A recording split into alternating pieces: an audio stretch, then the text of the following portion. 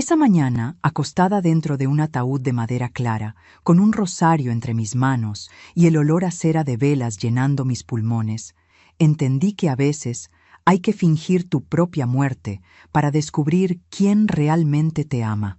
Me llamo Paulina Guzmán, tengo 65 años y esta es la historia más dolorosa y liberadora que he vivido. Todo comenzó 3 meses atrás, cuando mi hija Mónica empezó a comportarse de manera extraña. Llegaba menos a mi casa, sus abrazos eran fríos, sus llamadas, breves, y cuando la miraba a los ojos veía algo que nunca había visto antes: prisa, como si mi presencia fuera un reloj que corría demasiado lento. Yo vivía sola en la casa familiar de Coyoacán, esa casa de paredes color terracota donde crié a Mónica después de que su padre murió cuando ella tenía 8 años. Trabajé como maestra de primaria durante 37 años para darle todo: universidad privada, viajes, bodas, todo. Mónica se casó hace 4 años con Rodrigo, un contador de mirada calculadora y sonrisa medida. Desde entonces, algo cambió. Primero fueron las preguntas sobre mis propiedades, luego las sugerencias de que vendiera la casa y me mudara a un lugar más pequeño, más cómodo. Después, las conversaciones que se interrumpían cuando yo entraba a la sala. Una tarde de septiembre, mientras tomaba café en mi cocina, escuché por accidente una llamada telefónica de Mónica desde el patio. Estaba hablando con Rodrigo. Mamá está bien de salud, Rodrigo. Puede vivir otros 20 años. No podemos esperar tanto. Mi corazón se detuvo. Tranquila, escuché la voz de Rodrigo por el altavoz. Ya encontraremos la forma. Colgaron. Mónica entró a la cocina con una sonrisa y me dijo: ¿Todo bien, mamá? Te ves pálida. No dije nada, pero esa noche, mirando el rosario de perlas que mi madre me dio antes de morir, tomé una decisión. Iba a descubrir la verdad, y para eso tendría que morir. A veces confiamos demasiado en quien no debemos. ¿Tú también te has decepcionado de alguien que amabas? Cuéntame tu historia en los comentarios, quiero leerte. Hay una fotografía en mi buró que miro cada noche antes de dormir. En ella, Mónica tiene 7 años y lleva puestas esas coletas que yo le hacía cada mañana antes de ir a la escuela. Está abrazándome en el jardín de esta misma casa y ambas reímos con esa risa limpia que solo existe cuando el amor no tiene condiciones. Esos años fueron difíciles, pero también fueron los más hermosos de mi vida. Después de que Ernesto, mi esposo, murió en aquel accidente de tránsito en la carretera a Querétaro, quedé sola con una niña pequeña, una casa con hipoteca y un sueldo de maestra que apenas alcanzaba. Pero nunca le faltó nada a Mónica. Nunca. Recuerdo las mañanas en esta cocina, el olor del café de olla mezclado con el sonido de sus risas mientras me contaba sus sueños. Yo preparaba su lunch mientras ella coloreaba en la mesa. Me decía: «Mami, cuando sea grande voy a cuidarte como tú me cuidas a mí». Los domingos íbamos al mercado de Coyoacán. Comprábamos flores frescas, pan dulce y ese queso oaxaqueño que tanto nos gustaba. Mónica cargaba la bolsa pequeña y yo la grande. Caminábamos tomadas de la mano. Cuando cumplió 15 años, le di la fiesta que siempre soñó. Me endeudé 6 meses, pero valió cada peso cuando vi su cara iluminada con ese vestido color rosa que ella misma eligió. Bailamos el vals y ella me susurró al oído: «Gracias por ser la mejor mamá del mundo». ¿En qué momento perdí a esa niña? ¿En qué momento los abrazos se volvieron obligación y las visitas, trámite? Rodrigo llegó a su vida hace 5 años. Al principio me pareció un buen hombre, educado, trabajador, con planes, pero poco a poco noté cómo la alejaba de mí. Cenas familiares canceladas, navidades en casa de los suegros de Rodrigo, llamadas cada vez más cortas. Y luego comenzaron las preguntas sobre dinero. «Mamá, ¿ya hiciste tu testamento? Mamá, ¿cuánto vale esta casa? Mamá, ¿tienes algún seguro de vida?». Yo las contestaba con el corazón apretado, pensando que era normal que una hija se preocupara por el futuro de su madre. Pero aquella tarde, cuando escuché esa conversación telefónica en mi patio, entendí que no era preocupación. Era impaciencia. Esa noche, sostuve el rosario de perlas de mi madre entre mis dedos y lloré como no lloraba desde el funeral de Ernesto. Mi madre me lo dio 3 días antes de morir.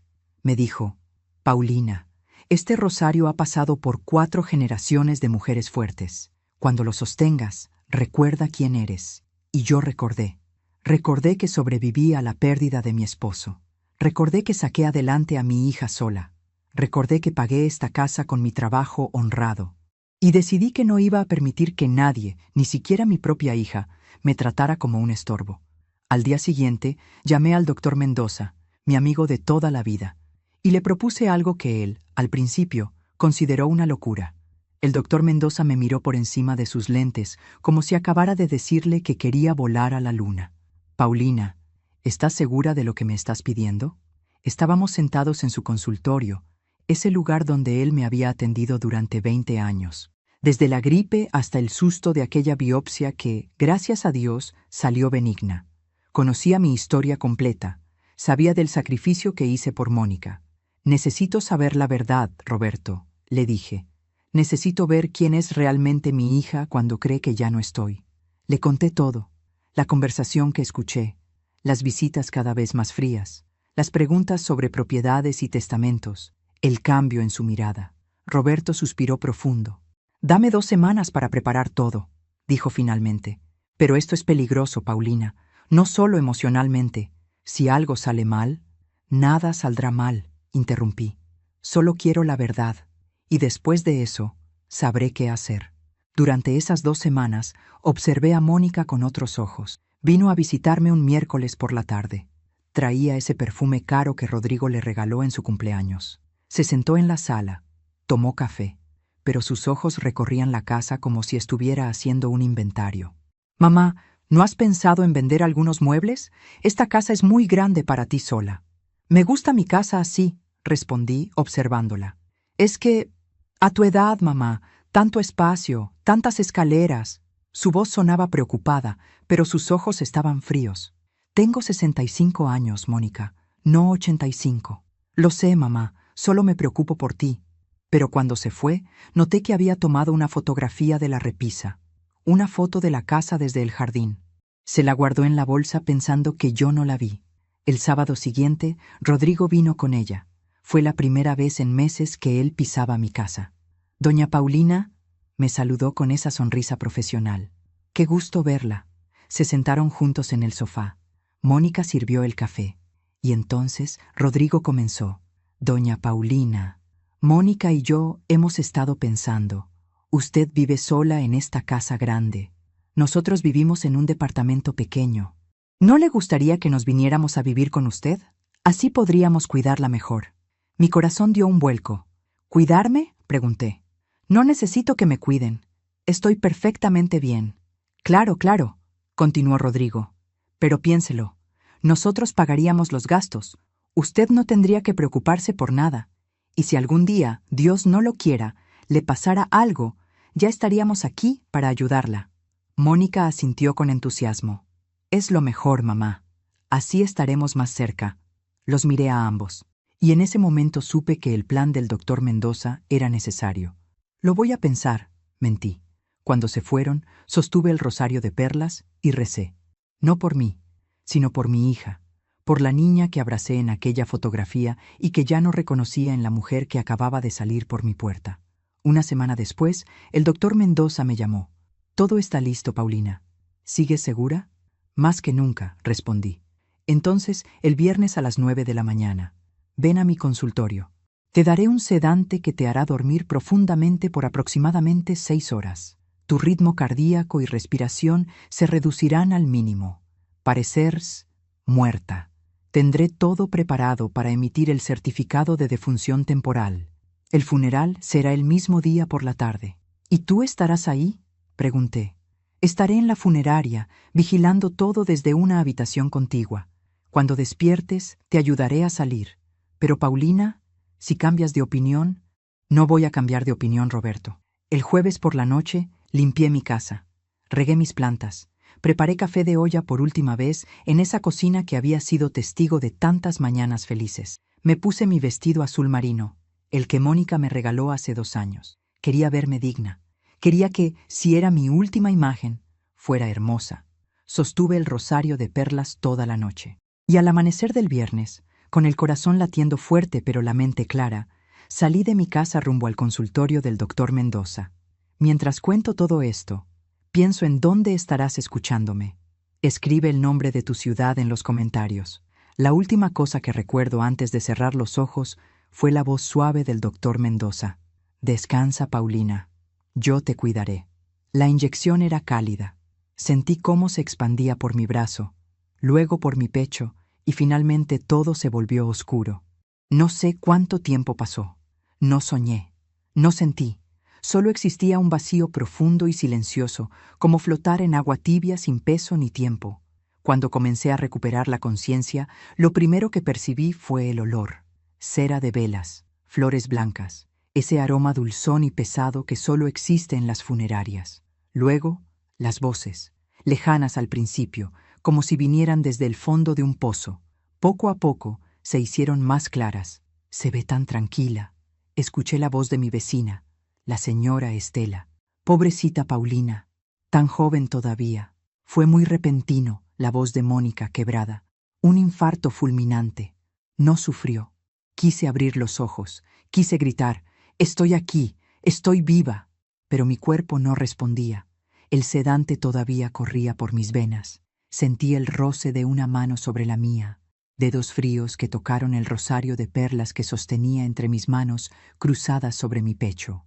«Es el rosario de la abuela», murmuró Mónica. «Supongo que ahora es mío». Algo dentro de mí se quebró con esas palabras, pero permanecí inmóvil, esperando. El doctor Mendoza había sido muy claro. El efecto del sedante duraría aproximadamente 6 horas. Durante ese tiempo, yo estaría en un estado casi catatónico. Podría escuchar, pero no podría moverme ni hablar. Mi respiración sería tan superficial que parecería inexistente. Mi pulso, casi imperceptible. Es como una muerte temporal, me había explicado. Pero es peligroso, Paulina. Tu cuerpo estará completamente vulnerable. Lo sé, le había respondido, pero necesito esto. Y ahora, acostada en ese ataúd de madera clara forrado en satín blanco, con el peso del rosario entre mis dedos y el olor a nardos llenando mis pulmones inmóviles, entendí que hay sacrificios que solo el amor de madre está dispuesto a hacer, incluso cuando ese amor no es correspondido.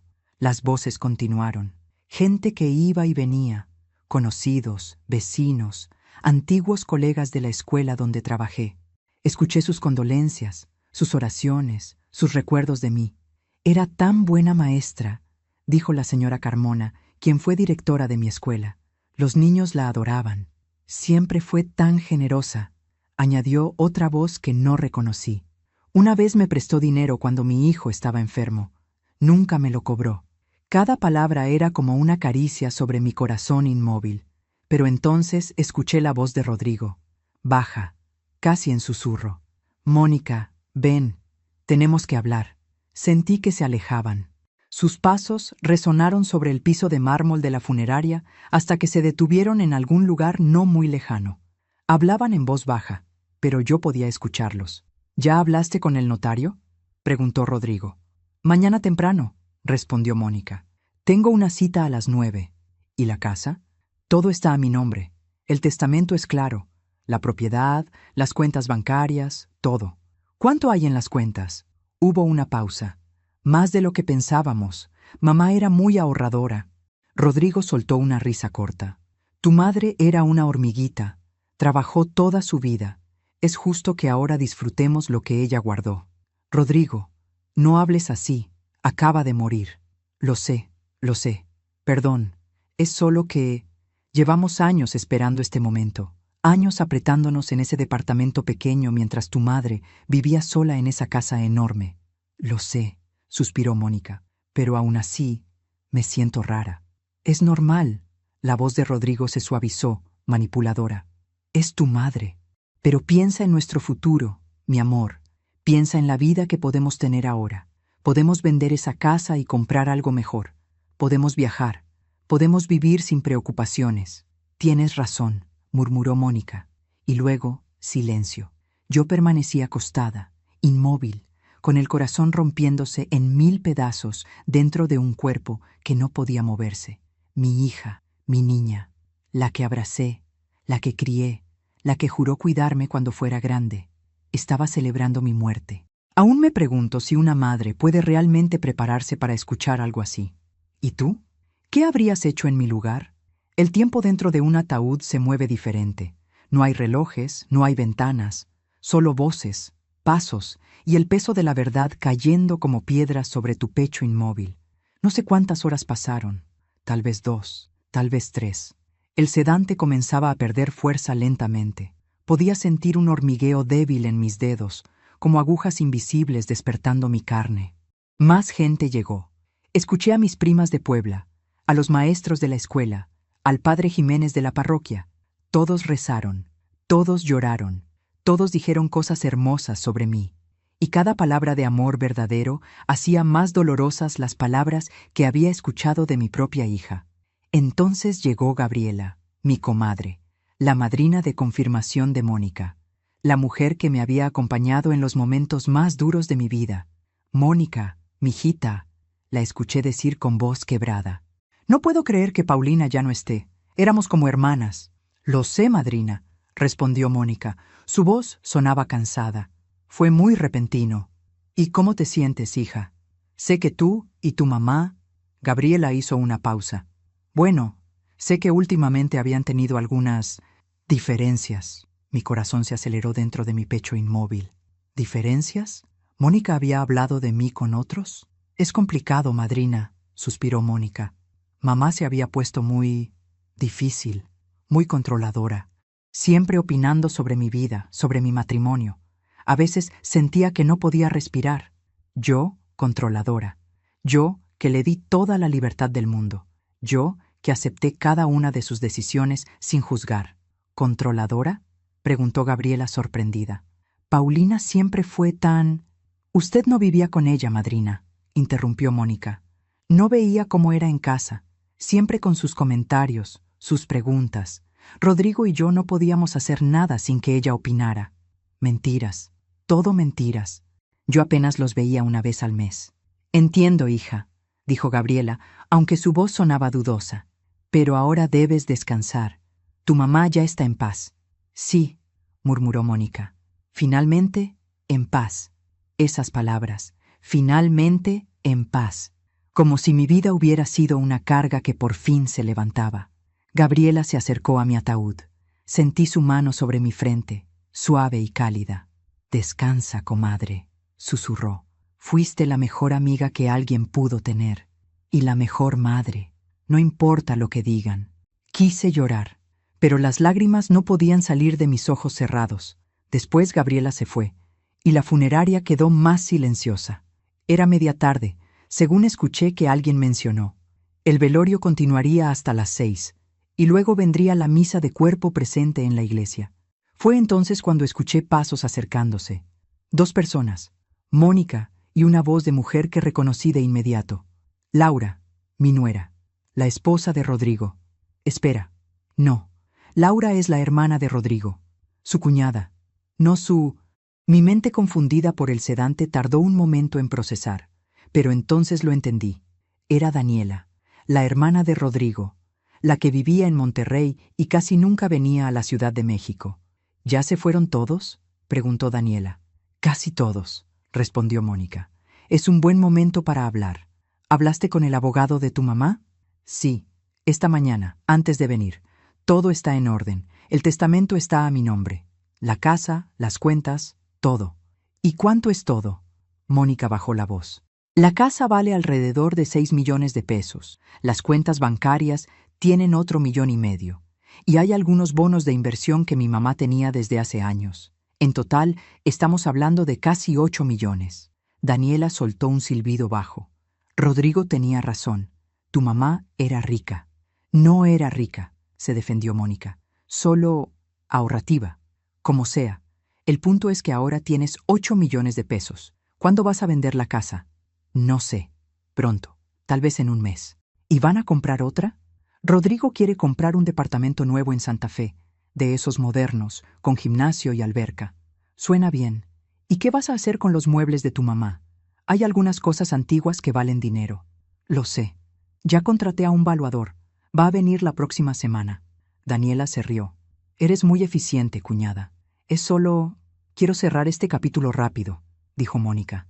Esta casa tiene muchos recuerdos, y no todos buenos. Entiendo. Bueno, si necesitas ayuda con algo, avísame. Rodrigo es mi hermano favorito, y si él es feliz, yo soy feliz.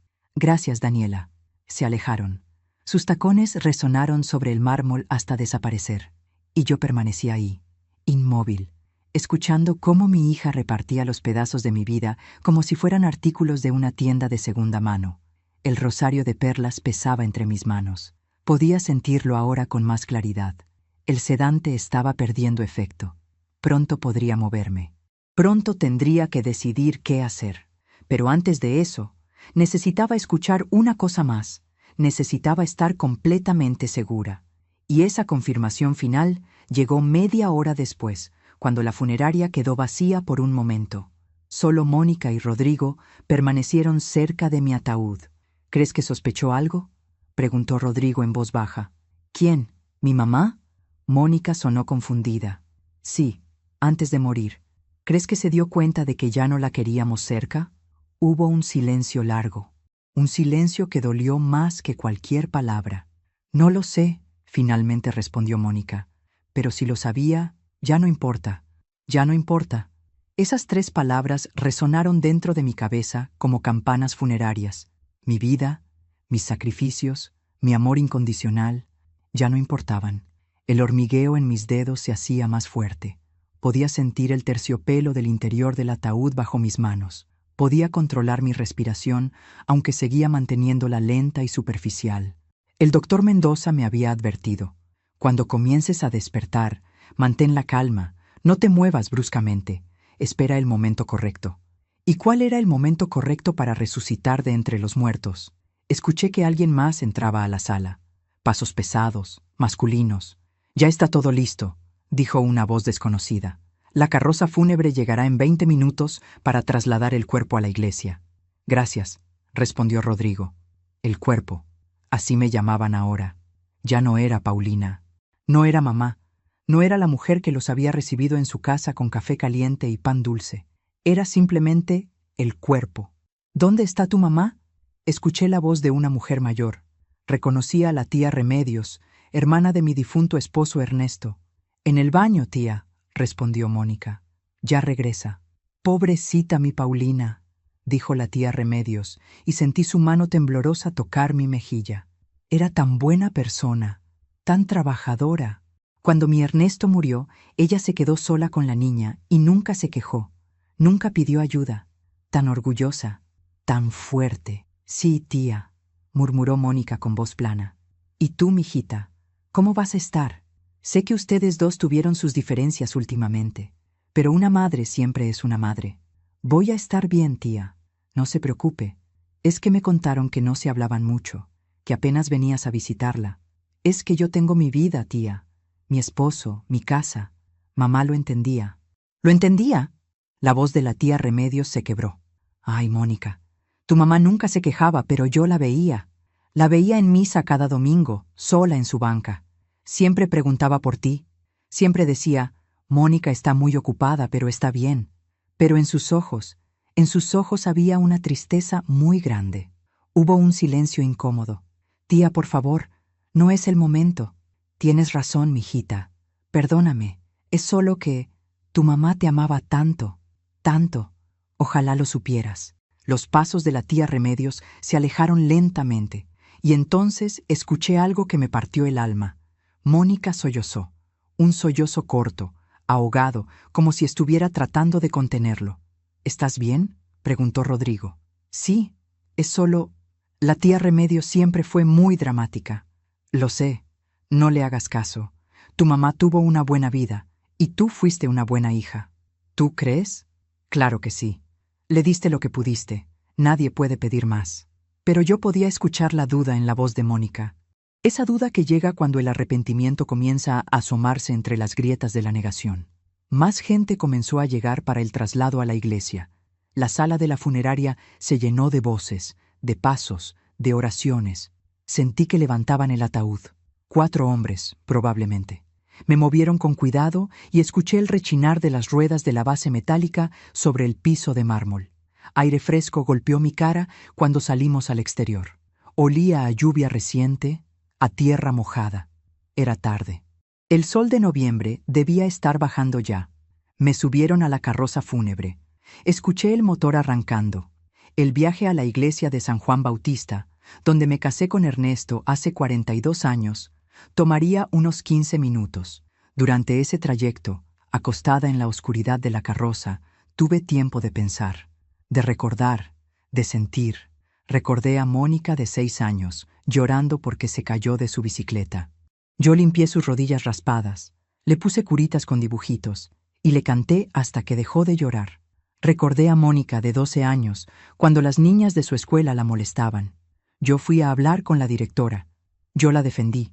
Yo le enseñé a ser fuerte. Recordé a Mónica de 18 años, cuando no pasó el examen de admisión para la universidad que quería. Yo pagué un curso privado. Yo me desvelé con ella estudiando. Yo celebré cuando finalmente entró. Recordé a Mónica de 23 años, el día de su graduación. Me abrazó llorando y me dijo: «Nada de esto hubiera sido posible sin ti, mamá. Te amo». ¿Qué pasó con esa niña? ¿Con esa joven? ¿En qué momento se convirtió en esta mujer que celebraba mi muerte? La carroza se detuvo. Habíamos llegado a la iglesia. Escuché las puertas abrirse, sentí el aire frío de la tarde. Las campanadas de la iglesia sonaban lentas, graves, anunciando un funeral. Me bajaron del vehículo. Los hombres cargaron mi ataúd por el pasillo central de la iglesia. Reconocí el eco de ese espacio sagrado. Las bancas de madera, el olor a incienso, el sonido de los pasos multiplicándose contra los muros de piedra. Me colocaron frente al altar. El padre Jiménez comenzó a hablar. «Hermanos, nos reunimos hoy para despedir a nuestra querida hermana Paulina Guzmán». Su voz era suave, paternal. Habló de mi vida, de mi trabajo como maestra, de mi dedicación a la parroquia, de mi fe. Paulina era una mujer de oración, continuó. Cada domingo la veíamos aquí, en la tercera banca del lado derecho, con su rosario de perlas entre las manos. Ese rosario que perteneció a su madre, a su abuela, a generaciones de mujeres fuertes y piadosas. Sentí el peso del rosario entre mis dedos. Ya podía moverlos ligeramente. El sedante casi había desaparecido por completo. Paulina conocía el dolor, dijo el padre Jiménez. Perdió a su esposo joven, crió a su hija sola. Trabajó incansablemente, pero nunca perdió la fe, nunca perdió la esperanza y nunca perdió el amor. Sus palabras eran hermosas, pero sonaban como un epitafio para una vida que todavía latía dentro de este ataúd. La misa continuó. Cantos, oraciones, la comunión. Y entonces llegó el momento que el doctor Mendoza me había advertido que sería el más difícil, el último adiós. «Ahora», dijo el padre Jiménez, «invitamos a la familia y amigos a acercarse para dar el último adiós a Paulina». Uno por uno, escuché a las personas acercarse. Algunas lloraban, otras rezaban. Algunas tocaban mi mano, otras dejaban flores. La señora Estela, mi vecina de 30 años, sollozó. «Gracias por cada café que compartimos, Paulina. Gracias por cada consejo. Descansa, amiga. El profesor Ramírez, mi colega de la escuela. Fuiste la mejor maestra que conocí. Los niños te recordarán siempre. Gabriela, mi comadre. Perdóname si no supe ayudarte cuando lo necesitabas. Te quise como a una hermana. Hasta siempre, comadre». Cada despedida era real, cada llanto, sincero, cada palabra, desde el corazón. Y entonces llegó el turno de Mónica. Sentí sus pasos acercarse, lentos, vacilantes. Se detuvo junto a mi ataúd. Hubo un silencio largo. Luego su voz, baja, temblorosa. «Mamá, yo...». No pudo continuar. Lloró, pero no como lloraron los demás. Lloró con ese llanto entrecortado de quien carga culpa. «Perdóname», susurró finalmente, tan bajo que probablemente nadie más la escuchó. «Perdóname por no ser la hija que merecías». Mi corazón dio un vuelco. Por un momento, por un instante breve, pensé que tal vez todo había sido un malentendido, que tal vez mi hija sí me amaba, que tal vez... Pero entonces escuché la voz de Rodrigo, detrás de ella. «Mónica, ya. Vámonos. Necesitas aire». «Sí», respondió ella, secándose las lágrimas. «Tienes razón». Y se alejó. se alejó de mi ataúd, se alejó de su última oportunidad de decirme la verdad. Se alejó envuelta en sus mentiras y su culpa. El padre Jiménez dio la bendición final. Que el Señor acoja a Paulina en su reino. Amén. Amén, respondieron todos. Ahora, continuó el padre, la familia ha decidido que habrá un momento privado antes del cierre del ataúd. Pedimos a todos los presentes que salgan de la iglesia. La familia se despedirá en privado. Escuché el murmullo de la gente levantándose, los pasos alejándose, las puertas de la iglesia abriéndose y cerrándose, el eco desvaneciéndose. Y entonces, silencio. Solo quedábamos Mónica, Rodrigo y yo. Esperé. Mi corazón latía tan fuerte que temí que lo escucharan. Mis dedos se cerraron con más fuerza alrededor del rosario de perlas. ¿Ya se fueron todos?, preguntó Mónica. Sí, respondió Rodrigo. Ya podemos hablar. Pasos acercándose. Se pararon justo junto a mi ataúd. No puedo creer que finalmente pasó, dijo Mónica. Su voz ya no temblaba. Sonaba aliviada. Lo sé, respondió Rodrigo. Pensé que tu mamá viviría 100 años. Yo también. Pero mira, aquí estamos, repitió Rodrigo. Y luego, con una frialdad que me heló la sangre, finalmente libres de esta vieja. Mónica no respondió de inmediato, pero tampoco lo contradijo. Ahora todo es nuestro, continuó Rodrigo. La casa, el dinero, todo. Podemos empezar la vida que siempre quisimos. Sí, murmuró Mónica. Todo es nuestro. Esas fueron las palabras exactas que el doctor Mendoza me había dicho que escucharía si mis sospechas eran ciertas. Las palabras que confirmaban todo. Mi hija no me amaba. Mi hija había estado esperando mi muerte. Mi hija me veía como un obstáculo, no como una madre. Sentí una rabia ardiente subiendo desde mi estómago hasta mi garganta. Una furia justa y necesaria. Pero también sentí algo más profundo y poderoso. Sentí claridad. El doctor Mendoza me había preparado para este momento. Cuando escuches lo que necesitas escuchar, me dijo, cuando tengas la confirmación, entonces podrás actuar. Pero recuerda, Paulina, lo que hagas en ese momento definirá todo. Puedes quedarte callada y dejar que crean que ganaron, o puedes levantarte y mostrarles quién eres realmente. Abrí los ojos. Lentamente, como si despertara de un sueño profundo, abrí los ojos y miré el techo de la iglesia de San Juan Bautista, las vigas de madera, el crucifijo, las velas. Todavía no se habían dado cuenta. Respiré hondo. Mis pulmones se llenaron de aire fresco y limpio. Luego, con movimientos lentos pero deliberados, me senté en el ataúd. El satín blanco crujió bajo mi peso.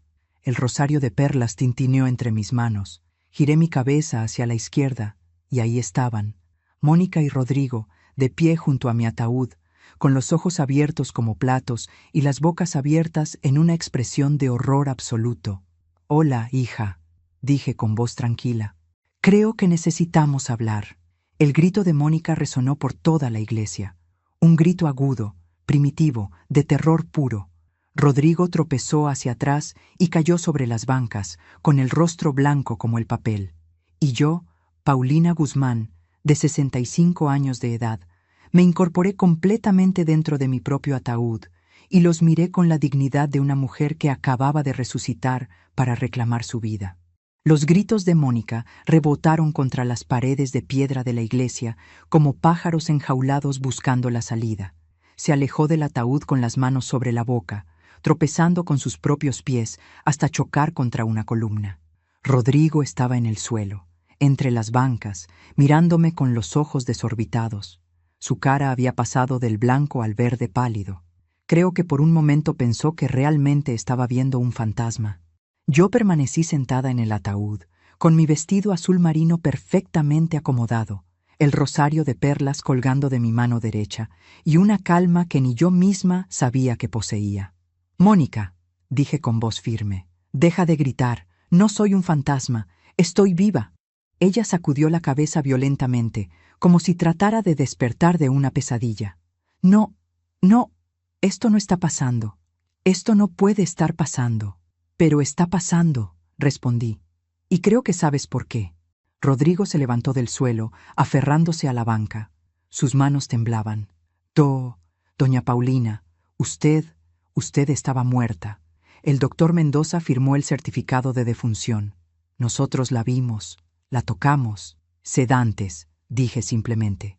El doctor Mendoza es mi amigo desde hace 20 años. Me ayudó a fingir mi muerte. ¿Fingir? La voz de Mónica se quebró entre el terror y la confusión. ¿Por qué harías algo así? Me tomé mi tiempo para responder. Pasé las piernas por el borde del ataúd y bajé lentamente, con cuidado. Mis rodillas crujieron un poco después de tantas horas inmóvil, pero me mantuve firme. Me paré frente a ellos, a solo 3 metros de distancia. ¿Por qué? Repetí su pregunta. Porque hace 3 meses escuché una conversación telefónica en mi patio. Tu conversación con Rodrigo, Mónica, donde dijiste que yo podía vivir otros 20 años y que no podían esperar tanto. Mónica se puso aún más pálida. Abrió la boca pero no salió ningún sonido. Porque, continué, durante estos últimos meses te vi cambiar. Te vi mirando mi casa como si fuera tuya. Te vi tomando fotos. Te vi inventando historias sobre mí siendo controladora y difícil, cuando tú sabes, Mónica, tú sabes que eso es mentira. Mamá, yo no he terminado. Mi voz se elevó ligeramente, llenando el espacio vacío de la iglesia, porque necesitaba saber si mis sospechas eran ciertas o si solo era mi imaginación. Necesitaba saber si mi única hija, la niña que cargué en mis brazos, que crié sola después de que su padre murió, la niña a quien le di absolutamente todo, necesitaba saber si realmente deseaba mi muerte. Las lágrimas comenzaron a correr por las mejillas de Mónica, pero no dijo nada. Y ahora lo sé, dije, sosteniendo el rosario con más fuerza, porque he estado consciente durante las últimas 3 horas. Escuché cada palabra, cada conversación, cada mentira. Rodrigo trató de hablar. Doña Paulina, ¿no es lo que parece? ¿No es lo que parece? Lo interrumpí. Escuché a Daniela y a Mónica hablar sobre cuánto vale mi casa. 8 millones de pesos, ¿verdad? Escuché cómo ya contrataste un valuador para mis muebles, Mónica. Escuché tus planes de vender mi casa en un mes, de comprar un departamento nuevo en Santa Fe, de cerrar este capítulo rápido. Mónica sollozó. Mamá, por favor. Pero lo peor, mi voz tembló por primera vez. Lo peor no fue escuchar tus planes. Lo peor fue escuchar tu alivio, escuchar cómo te sentías liberada, escuchar a tu esposo decir, hice una pausa, respiré profundo, escuchar a tu esposo decir, finalmente libres de esta vieja, y que tú no dijiste nada. Nada, Mónica. No lo contradijiste, no me defendiste, solo dijiste, ahora todo es nuestro. El silencio que siguió fue ensordecedor. Solo se escuchaba el llanto ahogado de Mónica y la respiración agitada de Rodrigo. Caminé lentamente hacia el altar. Me giré y los enfrenté desde ahí. La figura del Cristo crucificado estaba detrás de mí, testigo silencioso de esta confrontación. 37 años, dije. 37 años trabajé como maestra para darte todo. Cuando tu padre murió, tenías 8 años. Yo tenía 28. Era joven. Podría haberme vuelto a casar. Tuve oportunidades. El señor García, el director de la escuela, me propuso matrimonio 2 veces, pero no lo hice. ¿Sabes por qué? Porque no quería que ningún hombre te hiciera sentir que no eras la prioridad, porque tú eras mi prioridad, siempre. Mónica se había dejado caer en una banca, llorando con las manos cubriendo su cara. Trabajé dobles turnos dando clases particulares para pagarte la universidad privada que querías. Vendí las joyas de mi madre, menos este rosario, para pagar tu fiesta de 15 años. Me quedé sin vacaciones durante 10 años para ahorrarte cada peso que necesitabas. Caminé hacia ella lentamente. Y nunca, nunca te pedí nada a cambio. Nunca te pedí que me cuidaras. Nunca te pedí que vivieras conmigo. Nunca te pedí dinero. Solo quería tu amor, Mónica. Solo quería que me visitaras de vez en cuando, que tomaras café conmigo, que me llamaras para contarme tu día. Eso era todo. Me detuve frente a ella, pero ni siquiera eso te nació darme. Mónica levantó la cara. Sus ojos estaban rojos, hinchados. Mamá, perdóname. Por favor, perdóname. Yo no sé qué me pasó. Rodrigo y yo estábamos estresados con el dinero, con las deudas, y él comenzó a decir cosas, y yo... ¿Y tú qué? Pregunté. ¿Y tú simplemente olvidaste quién era yo? ¿Olvidaste todo lo que hice por ti? No, mamá, no olvidé nada. Es solo que Rodrigo tenía razón en algunas cosas. Tú vivías sola en esa casa enorme mientras nosotros apretados en un departamento pequeño. Y tú tenías dinero ahorrado mientras nosotros teníamos deudas. Y yo pensé que cuando tú ya no estuvieras, ¿podríamos qué? Mi voz se endureció. ¿Podrían finalmente vivir la vida que querían? ¿Podrían viajar? ¿Comprar cosas? ¿Ser felices? Ella asintió débilmente, avergonzada. ¿Y nunca se te ocurrió simplemente pedirme ayuda? Pregunté. ¿Nunca pensaste en venir a mí y decirme, mamá, tenemos problemas de dinero, ¿podrías prestarnos algo? Yo te habría ayudado, Mónica. Te habría dado lo que necesitaras, pero no me lo pediste. Porque lo que querías no era ayuda, lo que querías era todo, y lo querías sin mí. Rodrigo finalmente encontró su voz. Se había acercado a Mónica y estaba de pie junto a ella, con la mano en su hombro. Doña Paulina, entiendo que esté enojada. Tiene todo el derecho, pero Mónica es su hija. Es su única familia. No puede simplemente... ¿No puedo qué? Lo corté. ¿No puedo defenderte? ¿No puedo reclamar lo que es mío? ¿No puedo exigir respeto? No es eso, tartamudeó. Es solo que... Familias se pelean. Familias dicen cosas en momentos de estrés, pero al final siempre se perdonan. Siempre. ¿Ah, sí? Lo miré directamente a los ojos. ¿Y tú me perdonarías, Rodrigo, si yo fingiera mi muerte para descubrir que estabas celebrándola? No respondió. Eso pensé, dije. Me volví hacia Mónica. Levántate. Ella me miró confundida, con lágrimas todavía corriendo por su cara. ¿Qué? Levántate, repetí con firmeza. Mírame a los ojos. Mónica se levantó lentamente. Nos quedamos frente a frente, madre e hija, separadas por 37 años de amor y 3 meses de traición. Dime la verdad, le dije, y solo la verdad, sin excusas, sin culpar a Rodrigo o al estrés o al dinero, solo tú y yo. ¿Me amas? La pregunta quedó suspendida en el aire como el incienso que todavía flotaba en la iglesia. Mónica abrió la boca, la cerró, la abrió de nuevo. Sus ojos se movían de un lado a otro, buscando una respuesta que no encontraba. Yo... Es una pregunta simple, Mónica. ¿Me amas? ¿O solo me tolerabas esperando a que muriera? Te amo, gritó finalmente. Eres mi mamá. Claro que te amo. Entonces, ¿por qué? Mi voz se quebró por primera vez. ¿Por qué dijiste que finalmente todo era tuyo? ¿Por qué no contradijiste a Rodrigo cuando me llamó vieja? ¿Por qué, Mónica? ¿Por qué? Ella rompió en llanto nuevamente. Un llanto profundo, visceral, que salía desde lo más hondo de su alma. Porque soy débil, sollozó. Porque Rodrigo me convenció de que tú eras un obstáculo.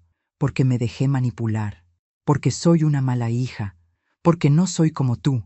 Esas últimas palabras me golpearon en el pecho. ¿Qué quieres decir con que no eres como yo?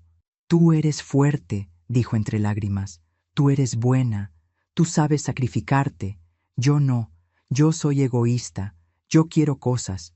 Yo me canso de esperar. Yo no heredé nada de ti excepto tu cara, mamá.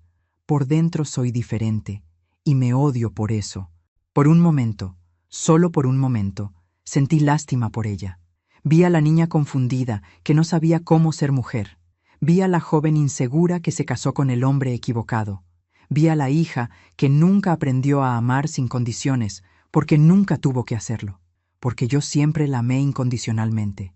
Y tal vez ese fue mi error. Mónica, dije suavemente, no se trata de ser como yo. Se trata de ser honesta, de ser leal, de recordar de dónde vienes. Lo sé, mamá. Lo sé y lo siento. Lo siento tanto. Miré a mi hija llorando frente a mí. Miré a Rodrigo con su cara de culpa calculada. Miré el rosario de perlas en mi mano, el mismo que 4 generaciones de mujeres habían sostenido en momentos de dolor y decisión. Y supe lo que tenía que hacer. Los perdono, dije. Mónica levantó la cara, sorprendida. ¿Qué? Los perdono, repetí. Porque eso es lo que hace una madre. Porque eso es lo que hace una mujer de fe. Los perdono. Mónica intentó abrazarme. Mamá, gracias, gracias, te prometo que... Levanté la mano, deteniéndola. Pero perdonar no significa olvidar, y no significa permitir. La confusión volvió a su rostro. Voy a cambiar mi testamento, dije con claridad. Esta casa que tanto desean no será suya cuando yo muera. La voy a donar a una fundación que ayuda a maestras viudas y madres solteras, mujeres como yo, que lucharon solas. Mamá, no. El grito de Mónica resonó en la iglesia. El dinero en mis cuentas, continué sin inmutarme, será donado a la escuela donde trabajé, para becas, para niños que necesitan oportunidades, como yo necesité dárselas a ti. No puedes hacer eso. Esta vez fue Rodrigo quien gritó. Esa es su herencia, es su derecho. No, lo corregí firmemente. La herencia es un regalo, no un derecho, y uno solo regala a quien aprecia el regalo. Pero mamá, Mónica se aferró a mi brazo. Somos familia, soy tu hija. La miré. Realmente la miré. Y vi a una mujer que recién ahora entendía lo que había perdido. Eres mi hija, concordé. Y por eso te voy a dejar algo. Sus ojos se iluminaron con esperanza. Te voy a dejar el rosario de perlas de tu abuela.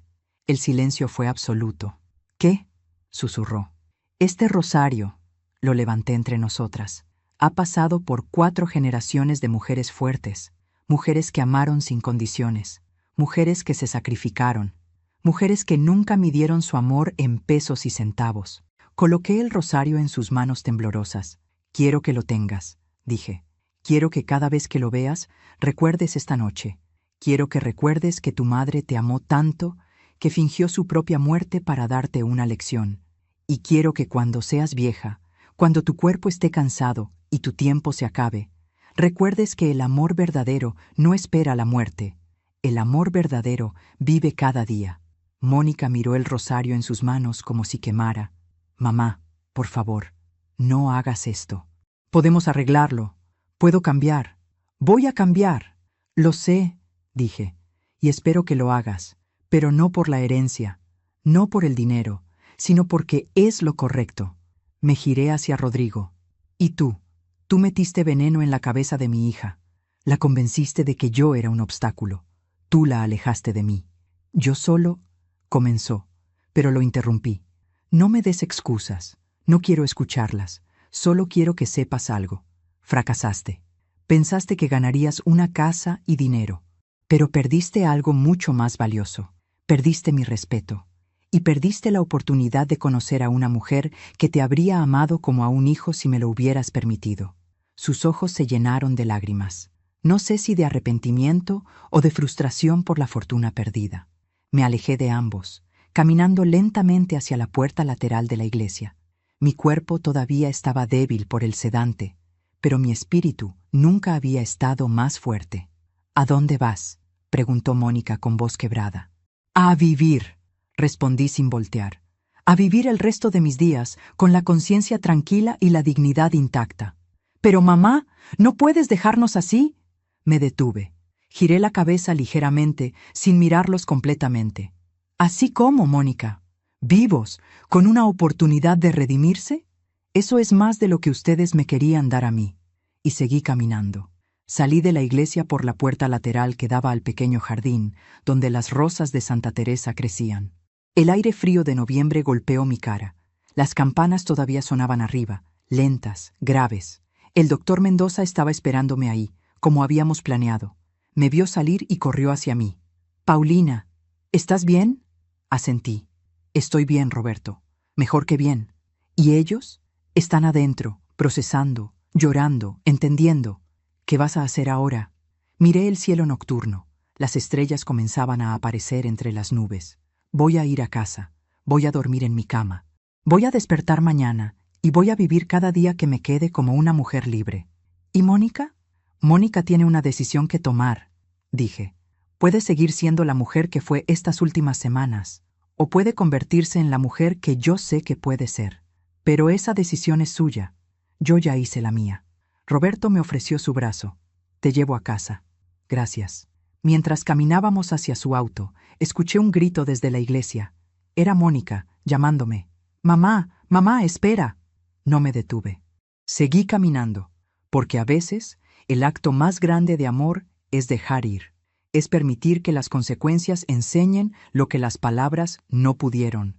Es mantener la dignidad cuando todo te empuja a ceder. Subí al auto del doctor Mendoza. Él encendió el motor.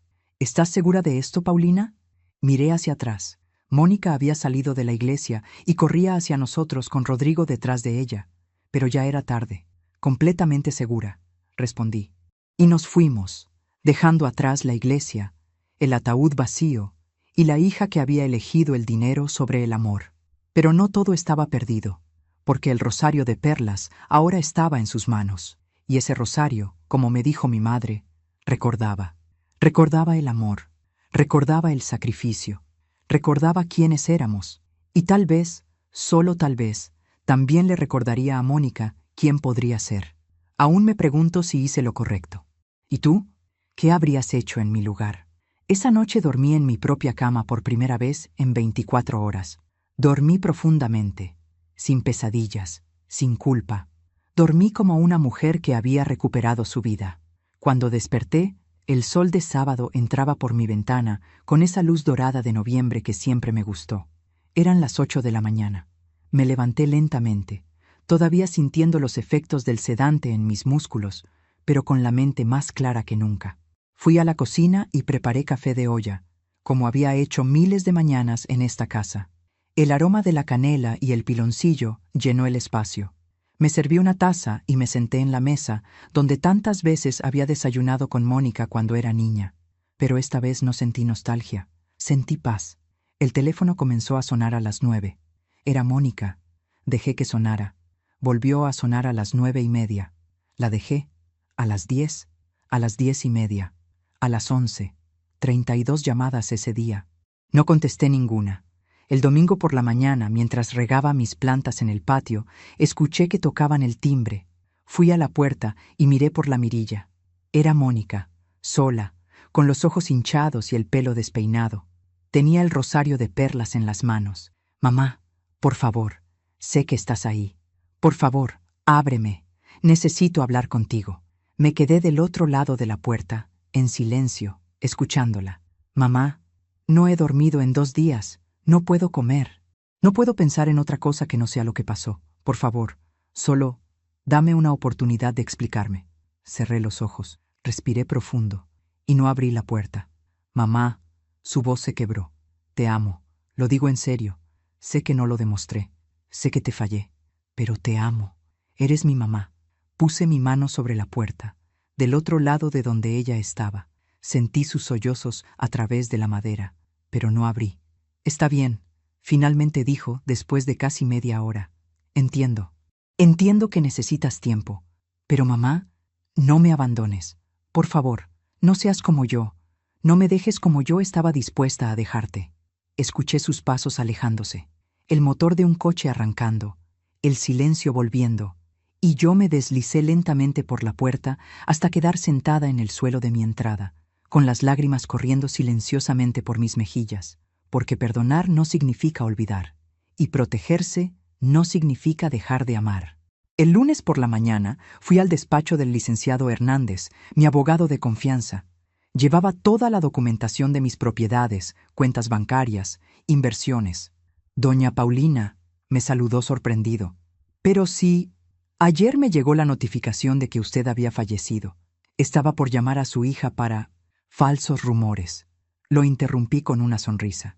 Estoy muy viva y vengo a cambiar mi testamento.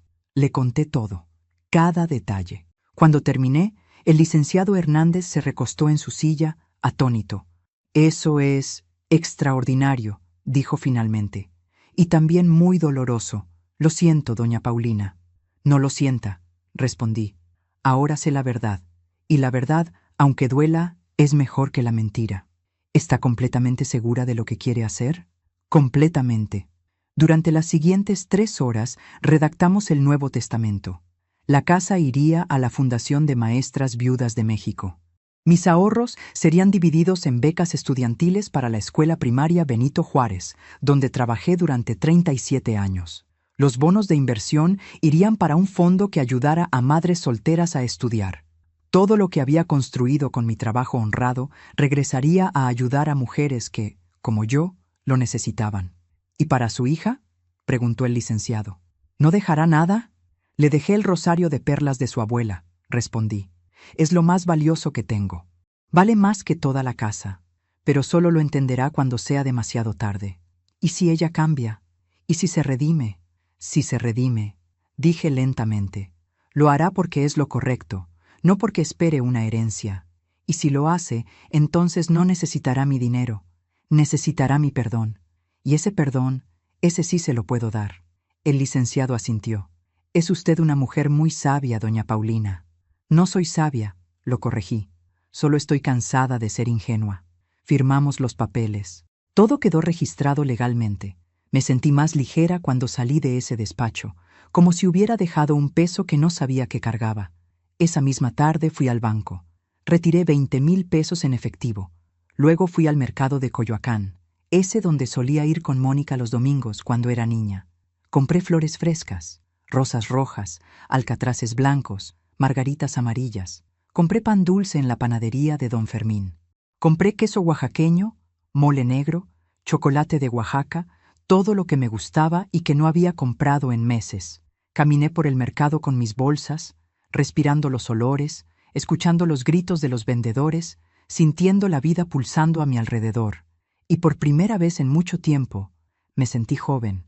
No joven como en mi juventud física, sino joven en espíritu, libre, renacida. Cuando llegué a casa, arreglé las flores en jarrones por toda la casa, preparé mole para mí sola. Puse música de Chabela Vargas en el viejo tocadiscos que Ernesto me regaló hace 40 años. Y bailé. Bailé sola en mi sala, con mi vestido sencillo, con mis pies descalzos sobre el piso de madera, con las lágrimas y la risa mezclándose en mi cara. Bailé porque estaba viva. Bailé porque había reclamado mi vida. Bailé porque por primera vez en años no estaba esperando a que alguien más me diera permiso para ser feliz. Los días se convirtieron en semanas. Mónica llamaba todos los días. Dejaba mensajes en mi contestadora. Mensajes que yo escuchaba pero no respondía. Mamá, soy yo. Otra vez. Solo quiero que sepas que te pienso cada día. Que lo siento. Que haría cualquier cosa por regresar el tiempo. Mamá, vendí el anillo que Rodrigo me regaló en mi cumpleaños. Doné el dinero a la escuela donde trabajabas. Sé que no es suficiente, pero es un comienzo. Mamá, Rodrigo y yo estamos en terapia. Estamos tratando de entender qué nos pasó. ¿Cómo llegamos a esto? Sé que no te importa, pero quería que lo supieras. Mamá, pasé por tu casa hoy. Vi tus plantas en el patio. Se ven hermosas. Me alegra que estés cuidándote. Cada mensaje me partía un poco el corazón, pero también me fortalecía en mi decisión. Porque el amor de madre no significa ser conveniente. Significa ser firme. Significa enseñar incluso cuando duele. Un mes después del funeral, la señora Estela, mi vecina, tocó a mi puerta con una charola de tamales. Paulina, me dijo con los ojos brillantes, no puedo creer que estés viva. Cuando vi tu obituario en el periódico, lloré 3 días. Y ahora es un milagro. No es un milagro, le dije mientras la invitaba a pasar. Es una lección. Le conté toda la historia mientras tomábamos café. Cuando terminé, la señora Estela me tomó las manos. Eres la mujer más valiente que conozco, dijo, y la más digna. Tu hija, ay, tu hija, no sabe el tesoro que tiene en ti. Tal vez algún día lo sepa, respondí. O tal vez no, pero esa ya no es mi responsabilidad. ¿Y cómo te sientes?, me preguntó. En el corazón, quiero decir. Lo pensé por un momento. Me siento en paz, finalmente dije. Triste, sí, decepcionada también, pero en paz, porque hice lo correcto, y el tiempo se encargará del resto. La señora Estela asintió sabiamente. El tiempo siempre se encarga, mijita. Siempre. Comencé a hacer cosas que había dejado de hacer durante años. Volví a la parroquia, no solo para misa, sino para ayudar en las actividades de la comunidad. Organicé un grupo de lectura para mujeres mayores. Comencé a dar clases de español gratis a niños del barrio que tenían dificultades. Mi vida, que durante tanto tiempo había girado alrededor de mi hija, comenzó a girar alrededor de mí misma, y descubrí que no era egoísmo, era supervivencia. El padre Jiménez me invitó a dar una charla en la parroquia sobre el perdón. Le dije que no me sentía calificada. Paulina, me dijo con esa sonrisa paternal que lo caracterizaba, tú fingiste tu muerte y resucitaste para enseñarle una lección a tu hija. Si eso no te califica para hablar del perdón, No sé qué lo hace. Reí por primera vez en semanas. Cuando lo pones así, di la charla un domingo por la tarde. Había unas 50 personas en el salón parroquial. Les conté mi historia. No todos los detalles, pero sí lo esencial. Les hablé sobre cómo a veces amamos tanto que nos olvidamos de amarnos a nosotros mismos. Sobre cómo el sacrificio es noble, pero el martirio no. Sobre cómo perdonar no significa permitir. Cuando terminé, una mujer mayor se me acercó con lágrimas en los ojos. Gracias, me dijo. Mi hija me trata como si fuera una carga. Yo siempre pienso que es mi culpa, que hice algo mal, pero después de escucharte, creo que necesito hacer lo que tú hiciste. Necesito reclamar mi dignidad. La abracé. No necesitas fingir tu muerte, le dije suavemente. Solo necesitas vivir tu vida como si importara, porque importa. 2 meses después del funeral, mientras compraba verduras en el mercado, me encontré con Gabriela, mi comadre. «Paulina», casi gritó cuando me vio. Corrió hacia mí y me abrazó tan fuerte que casi me tumba. «Estás viva, estás viva, pero yo fui a tu funeral. Te vi en el ataúd». «Lo sé», le dije cuando nos separamos. «Tú también estabas ahí cuando resucité». «¿Qué? No, yo me fui antes. Me fui después de despedirme porque no podía soportar». «Te fuiste justo antes», la interrumpí con una sonrisa. 5 minutos antes. Le conté todo mientras caminábamos por el mercado. Gabriela alternaba entre la risa incrédula y las lágrimas de solidaridad. «Ay, comadre», finalmente dijo. «Qué valor, qué tremendo valor». «Oh, qué tremenda locura», respondí. «No», me corrigió firmemente. «Valor, porque te atreviste a ver la verdad. Y más importante, te atreviste a actuar sobre ella». «¿Crees que fui muy dura con Mónica?». Gabriela se detuvo. Me miró fijamente a los ojos. «Creo que fuiste justa. Creo que le diste exactamente lo que necesitaba. Consecuencias.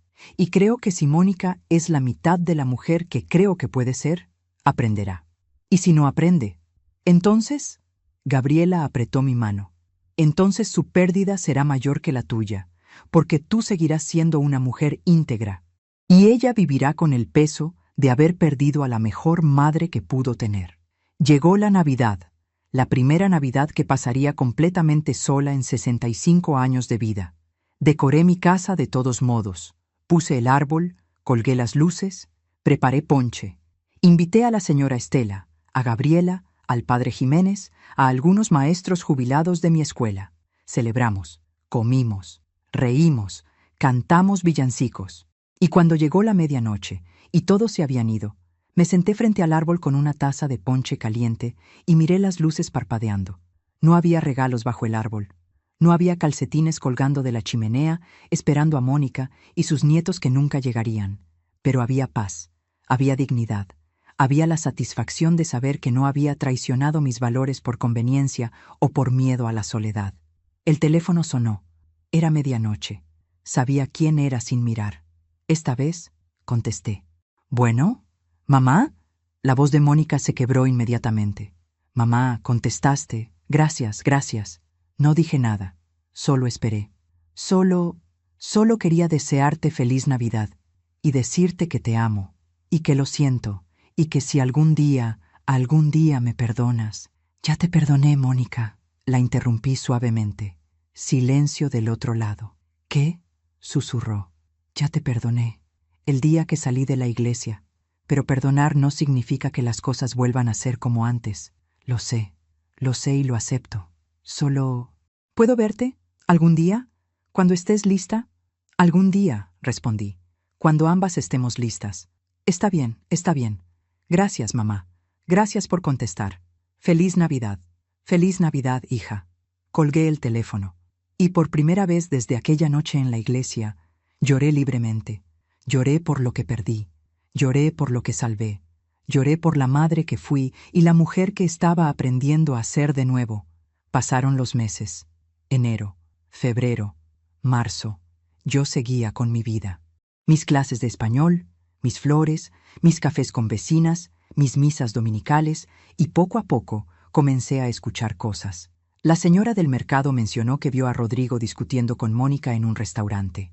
El licenciado Hernández me llamó para decirme que Rodrigo había perdido su empleo.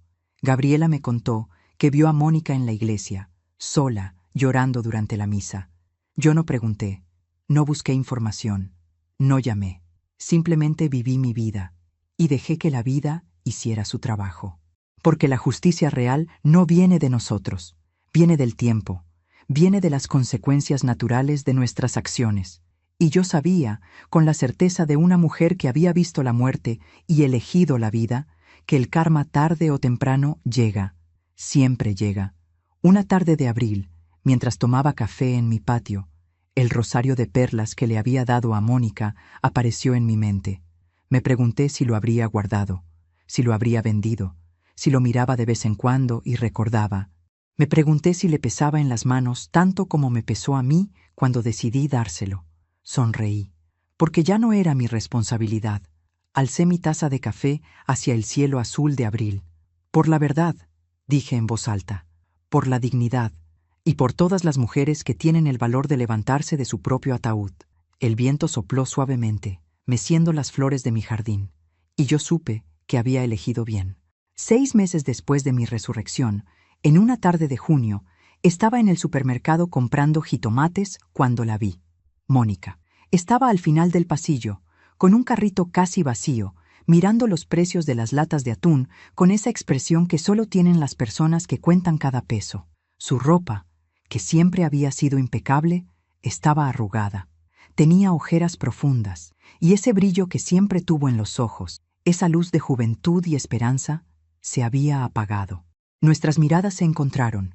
Ella se quedó congelada, con una lata de atún en la mano, mirándome como si viera a un fantasma por segunda vez. Yo simplemente asentí con la cabeza, un saludo cortés, y seguí caminando hacia la caja. Pero la imagen de su cara demacrada me persiguió el resto del día. Fue Gabriela quien me contó lo que había pasado. Vino a mi casa una tarde, con esa mirada de quien trae noticias que no quiere dar, pero siente que debe. «Comadre», me dijo mientras le servía café, «necesito contarte algo, sobre Mónica». «No necesitas», la interrumpí. «Lo que pasa en su vida ya no es mi...» Rodrigo la dejó, soltó de golpe. El silencio cayó entre nosotras como una piedra en un estanque. «¿Qué?» La dejó hace 3 semanas. Se fue con una mujer más joven, una compañera del trabajo. Sentí algo extraño en mi pecho. No era satisfacción, no era alegría, era algo más complejo, más doloroso. Era la tristeza de saber que tenías razón cuando hubieras preferido estar equivocada. «Cuéntame», dije finalmente. Gabriela suspiró. «Después de lo que pasó contigo, después del funeral, las cosas entre ellos se pusieron muy mal. Rodrigo culpaba a Mónica de haber perdido la herencia. Le decía que si ella hubiera sido más inteligente, más discreta, que si no hubiera sido tan obvia, ustedes nunca se hubieran dado cuenta». «¿Ustedes?», pregunté. «¿Quién más sabía?» «Daniela, la hermana de Rodrigo. Resulta que todo fue idea de él desde el principio. Él fue quien convenció a Mónica de que tú eras un obstáculo.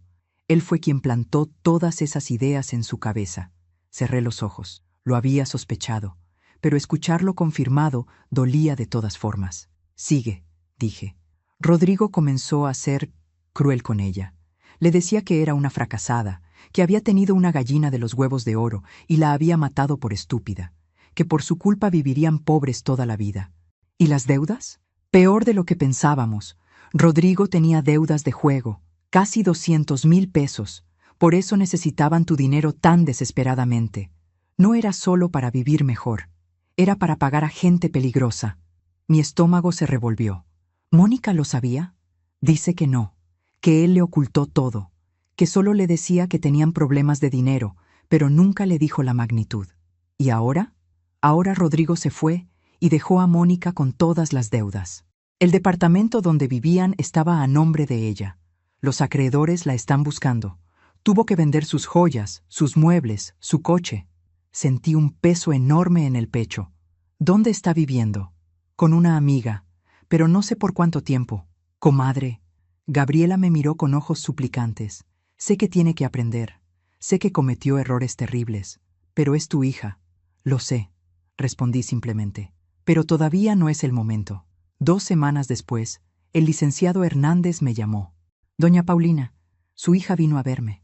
¿Para qué? Quería saber si había alguna forma de revertir el cambio de testamento. Le expliqué que no, que usted tiene todo el derecho de disponer de sus bienes como mejor le parezca. ¿Cómo estaba? Hubo una pausa, desesperada y avergonzada. Me preguntó si yo sabía de algún trabajo. Le di algunos contactos. ¿Le preguntó por mí? Sí. Le dije que usted estaba bien, que estaba viviendo su vida. Lloró mucho, doña Paulina. Lloró y me pidió disculpas por haber intentado manipularme. Colgué el teléfono y me quedé sentada en la sala, mirando la fotografía de Mónica de 7 años, la niña de las coletas que me abrazaba en el jardín. ¿En qué momento esa niña se convirtió en una mujer capaz de desear mi muerte? ¿Y en qué momento esa mujer volvería a ser, si no esa niña, al menos alguien con dignidad? Un mes después, la vi de nuevo. Esta vez no fue casualidad. Yo estaba en misa del domingo, en mi banca habitual, la tercera del lado derecho.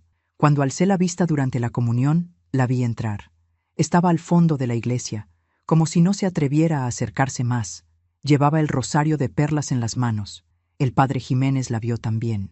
Durante el sermón, habló sobre el hijo pródigo, sobre cómo el padre corrió a recibir al hijo que había dilapidado su herencia, sobre el perdón y la redención. Yo sabía que lo hacía por ella, y tal vez por mí también. Cuando terminó la misa, Mónica se acercó lentamente. Yo me quedé sentada, dejando que ella viniera a mí. Mamá, su voz era apenas un susurro. ¿Puedo sentarme? Asentí. Se sentó a mi lado, dejando un espacio prudente entre nosotras. Sostuve el rosario con tanta fuerza que sus nudillos estaban blancos. No sé cómo empezar, dijo finalmente. Empieza con la verdad, respondí sin mirarla. La verdad es que arruiné mi vida, y la verdad es que fue mi culpa, no de Rodrigo, mía, porque yo elegí escucharlo. Yo elegí creer que tú eras el problema. Yo elegí el dinero sobre ti. Me volteé a mirarla. Tenía lágrimas corriendo por sus mejillas, pero no intentaba ocultarlas. La verdad es que Rodrigo me dejó. Me dejó con deudas que no sabía que existían. Me dejó sola, sin dinero, sin casa, sin nada. Y la verdad es que lo merezco. Nadie merece ser engañada, dije suavemente. Pero yo engañé primero. Te engañé a ti. Fingí que te amaba cuando en realidad solo estaba esperando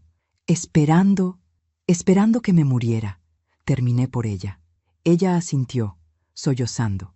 Dios me perdonó, mamá. El padre Jiménez dice que Dios perdona todo, pero yo no puedo perdonarme a mí misma. Cada día me despierto y recuerdo lo que hice, lo que pensé, lo que dije, y me odio. Miré a mi hija llorando junto a mí en la iglesia donde fue bautizada, donde hizo su primera comunión, donde celebró su confirmación. Vi todos esos momentos sobreponerse sobre esta mujer quebrada que tenía al lado. Mónica, dije finalmente, ¿por qué estás aquí? Porque necesito que sepas que lo siento, necesito que sepas que he cambiado, necesito... Su voz se quebró. Necesito que me veas. Te veo, respondí. Te he visto todo este tiempo. Ella me miró sorprendida. Te vi en el supermercado contando pesos para comprar atún. Te vi entrar a esta iglesia hoy con el rosario de tu abuela. Te veo, Mónica. Y veo que estás sufriendo. ¿Y te alegra? Preguntó con voz quebrada. ¿Te alegra verme así? No, respondí con firmeza. Nunca me alegraría verte sufrir. Eres mi hija, pero tampoco voy a rescatarte.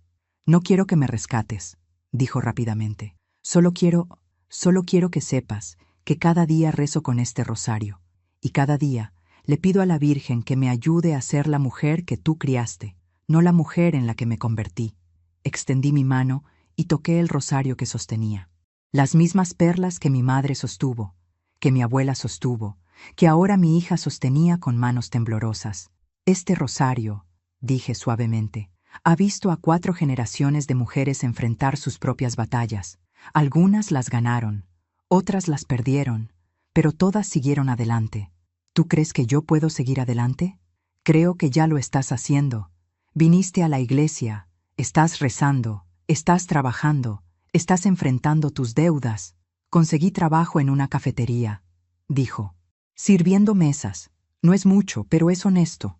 Algo dentro de mí se movió.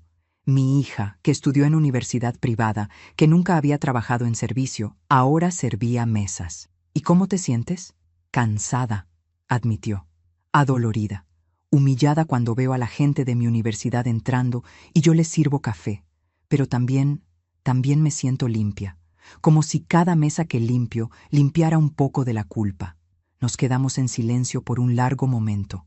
El padre Jiménez apagaba las velas. Algunas personas salían. La iglesia se vaciaba.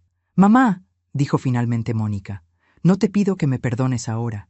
No te pido que volvamos a ser como antes. Solo te pido que algún día, cuando hayas sanado completamente, me des la oportunidad de demostrarte que he cambiado.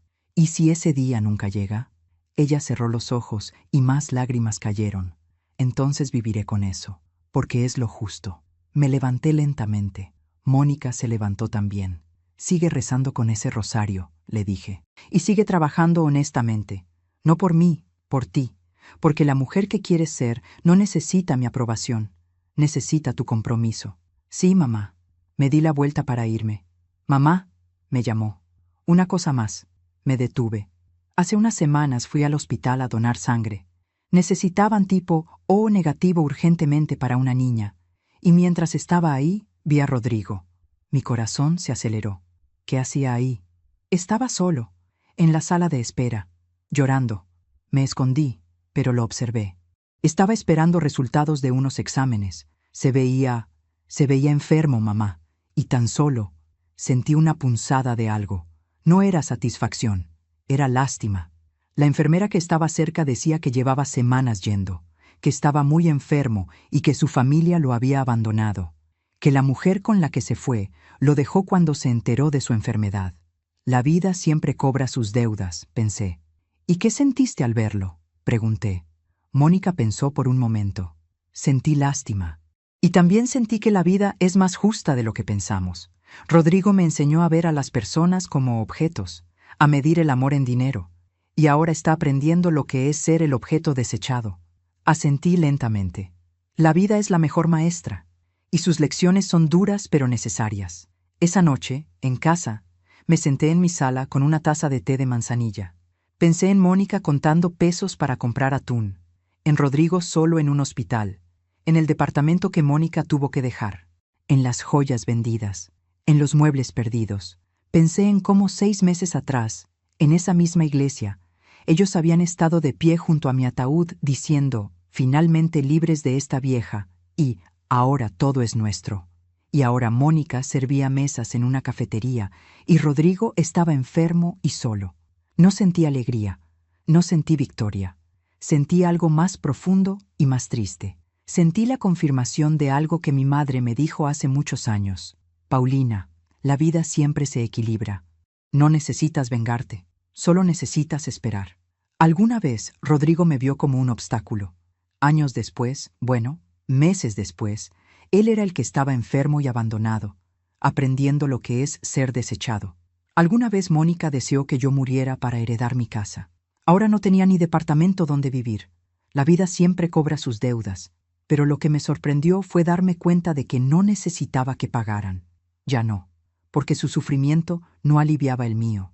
Su pérdida no restauraba lo que yo había perdido. Lo único que me daba paz era saber que yo había actuado con dignidad, que no me había rebajado a la venganza, que había mantenido mi integridad incluso cuando habría sido más fácil simplemente ceder. El teléfono sonó. Era tarde, casi las 11 de la noche. «Bueno, mamá, soy yo». La voz de Mónica sonaba extraña, asustada. «¿Qué pasa?» «Estoy en el hospital. No es nada grave. Solo me desmayé en el trabajo, por el cansancio. Pero no tengo a nadie que venga por mí. Los doctores dicen que necesito que alguien me lleve a casa y me cuide por 24 horas». Mi corazón se debatió entre dos instintos. El instinto de madre que quiere correr a ayudar y el instinto de mujer que sabe que debe mantener límites. ¿Llamaste a alguna amiga? Todas están ocupadas o ya no me hablan después de que se enteraron de lo que te hice. Así que había perdido también a sus amigas. El precio del juicio social era otro que estaba pagando. ¿Qué hospital? El Hospital General. Pero mamá, si no puedes venir, llegaré en media hora, dije.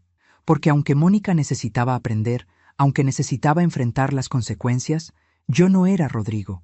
Yo no era las amigas que la abandonaron, yo era su madre, y las madres no abandonan.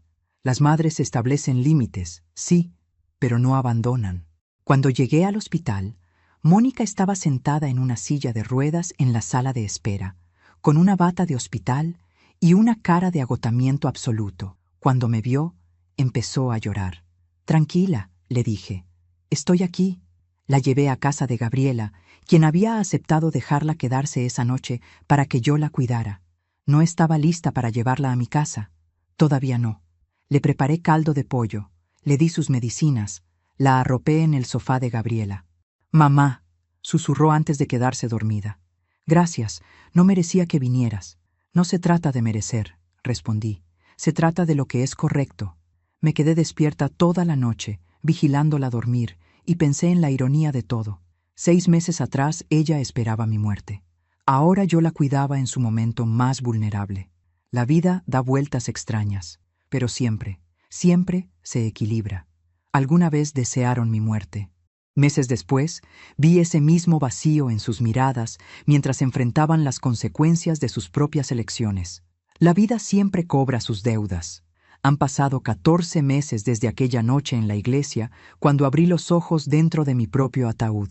14 meses que se sienten como una vida completa, como si hubiera muerto en ese ataúd y la mujer que salió fuera alguien diferente, alguien más sabia, alguien más libre. Hoy es domingo. Temprano en la mañana, como cada domingo desde hace 40 años, me levanté, me puse mi vestido sencillo y me preparé para ir a misa. Pero antes de salir, hice algo que se ha vuelto ritual. Me senté en mi sala con una taza de café de olla y miré las fotografías que adornan mis paredes. Ahí está Mónica de bebé, con esos ojos enormes y esa sonrisa sin dientes. Ahí está Mónica de primera comunión, con su vestido blanco y su misal.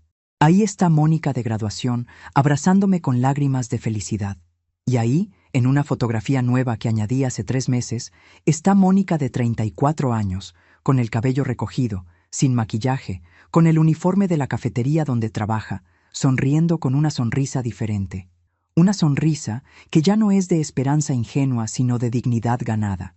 Las cosas cambiaron lentamente después de aquella noche en el hospital.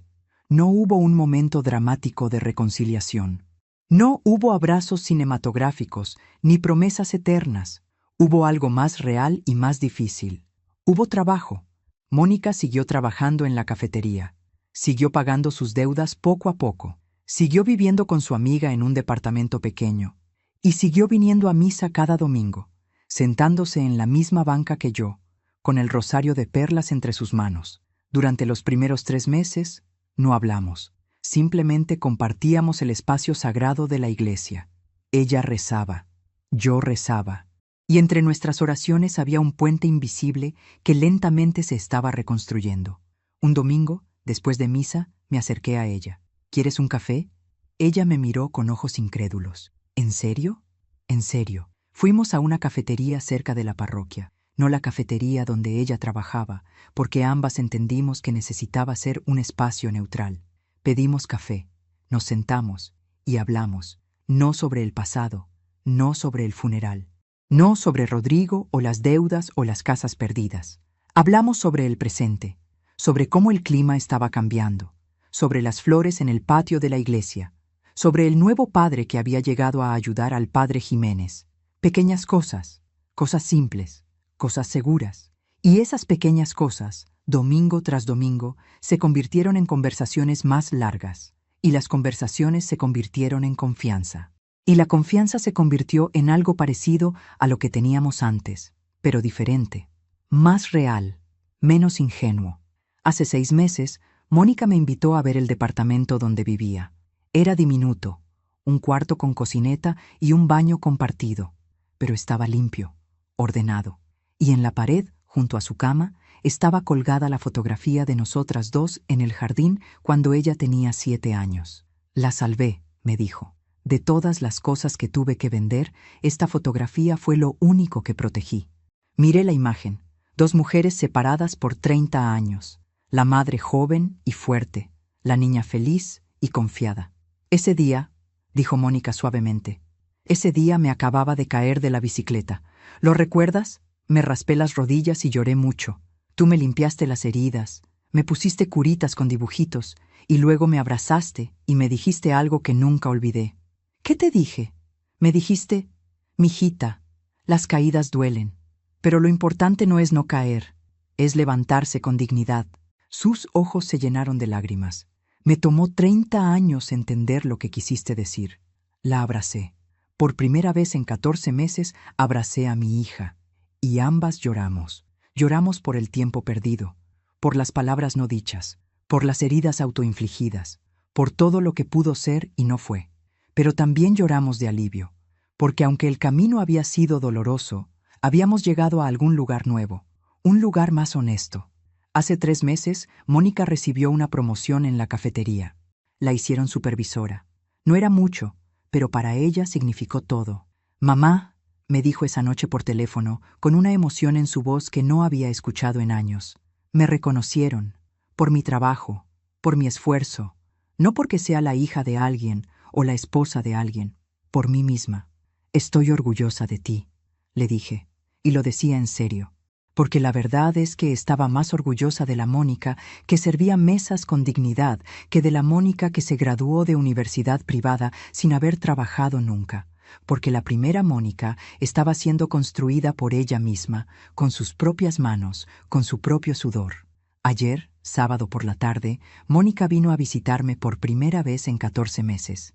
La invité a pasar. Ella entró despacio, mirando todo como si viera la casa por primera vez. O tal vez la veía realmente por primera vez, sin calcular su valor, sin inventariar sus tesoros, simplemente viéndola como lo que era, el hogar donde creció. Huele a café de olla, dijo con una sonrisa nostálgica. Hice tu favorito, con mucha canela.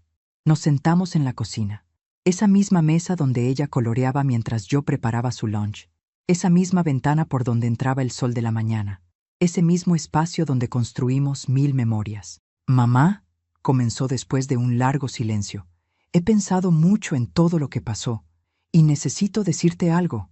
Esperé. Durante mucho tiempo me he disculpado por lo que te hice, por haber deseado tu muerte, por haber planeado quedarme con tu casa, por todo. Asentí. Pero nunca te agradecí. Levanté la ceja, confundida.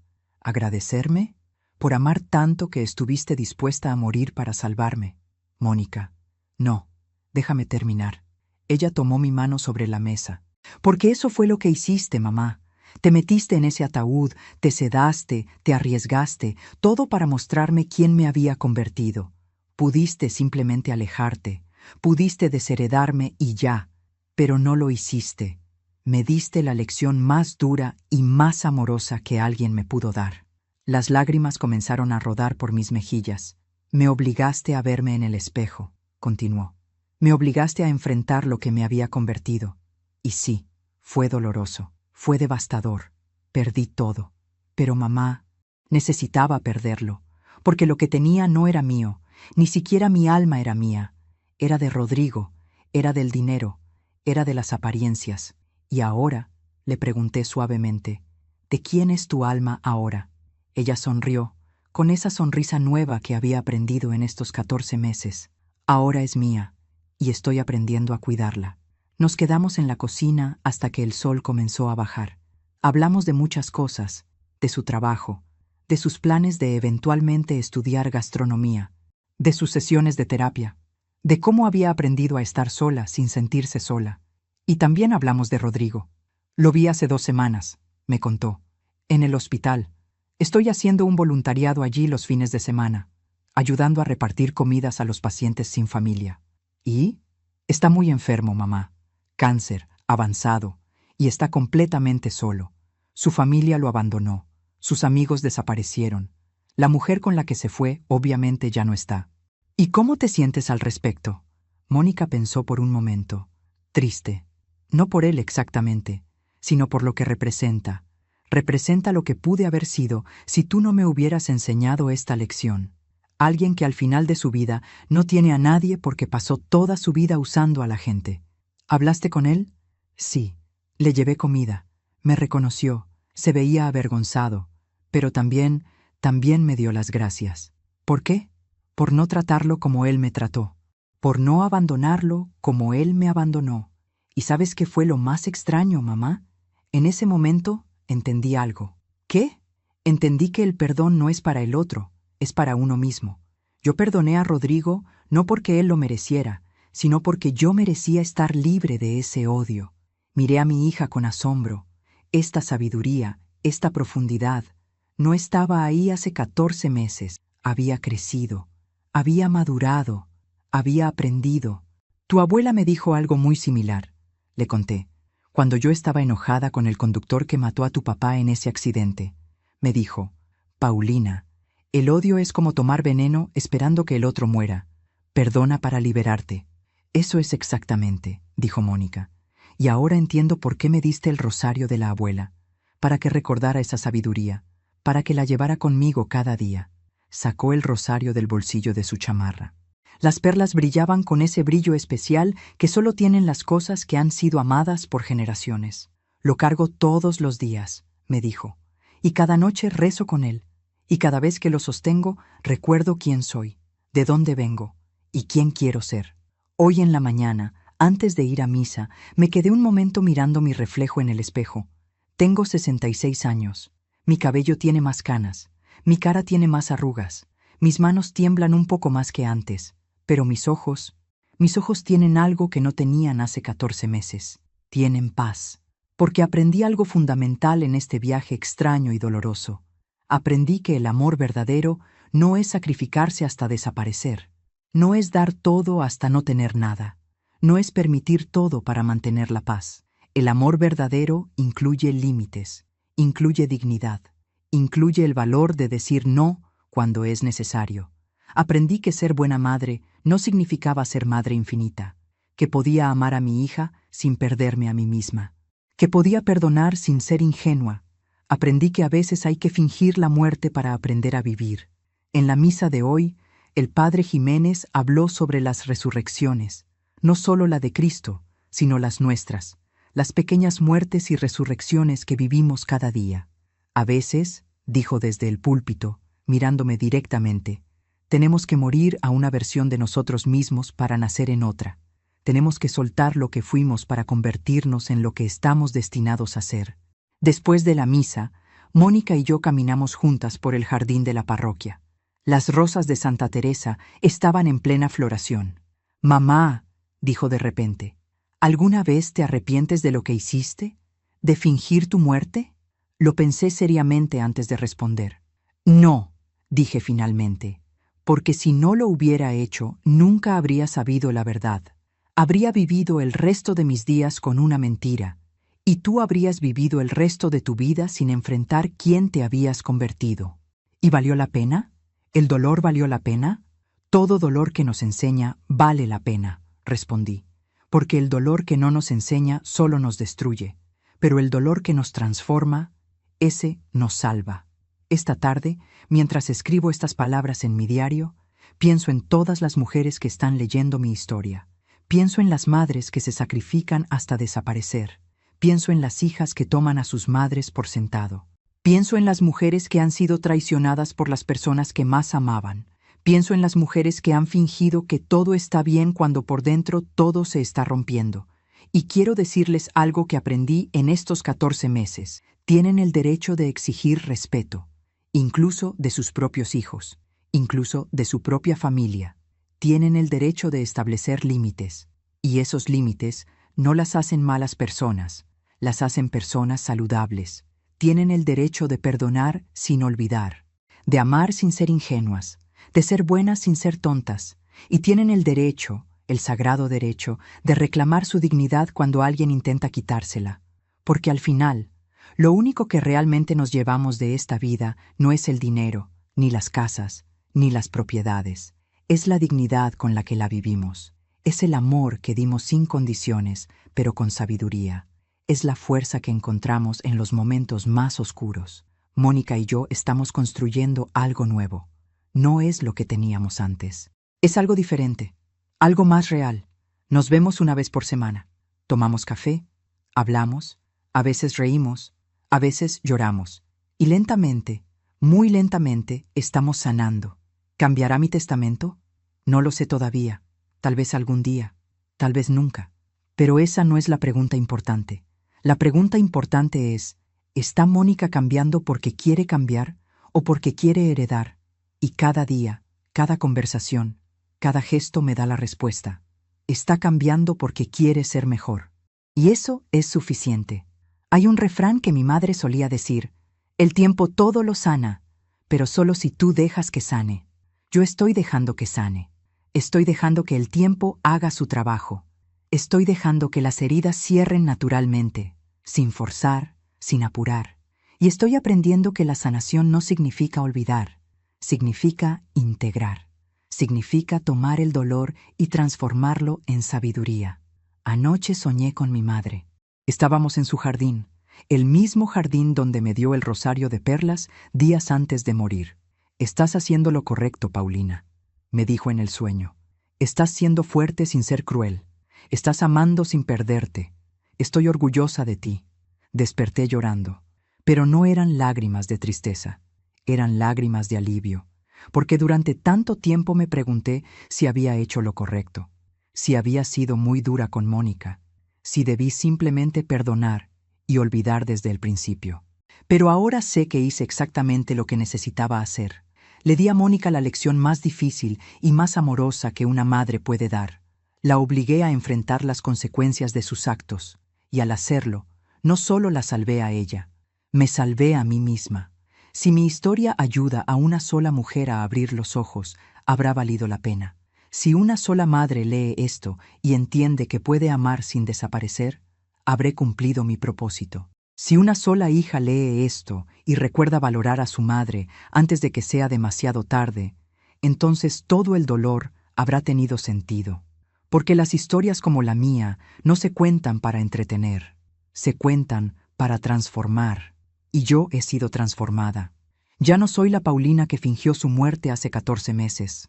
Soy la Paulina que resucitó, que reclamó su vida, que estableció límites, que perdonó sin olvidar, que amó con sabiduría. Y cada día, cuando me levanto y veo el sol entrando por mi ventana, cuando huelo el café de olla en mi cocina, cuando riego las plantas en mi patio, cuando rezo con un rosario invisible en mis manos, porque el de perlas ahora lo tiene Mónica, y eso está bien. Cuando hago todo eso, le doy gracias a la vida, porque estoy viva, porque aprendí, porque crecí, y porque al final, después de todo el dolor y todas las lágrimas y toda la traición, encontré algo que no sabía que había perdido. Me encontré a mí misma. Hace una semana, Mónica me preguntó si alguna vez podría usar el rosario de perlas en su propia boda, si algún día volvía a casarse. Claro, le dije, ese rosario es tuyo ahora, para que lo uses en tus momentos importantes y para que algún día se lo des a tu hija, si tienes una. ¿Y qué le diré cuando me pregunte de dónde viene? Sonreí. Le dirás la verdad. Le dirás que viene de 5 generaciones de mujeres fuertes, mujeres que cayeron y se levantaron, mujeres que cometieron errores y aprendieron de ellos, mujeres que amaron con todo su corazón, pero también con toda su sabiduría. Mónica me abrazó.